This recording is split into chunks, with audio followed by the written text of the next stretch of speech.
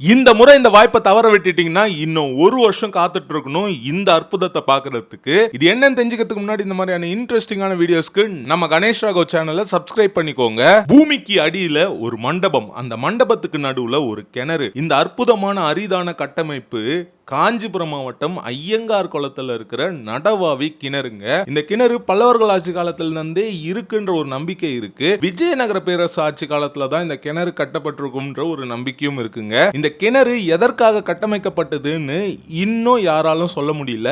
ஏன்னா அவ்வளவு அரிதான அற்புதமான ஒரு கட்டமைப்பு தான் இந்த ஒரு கிணறு.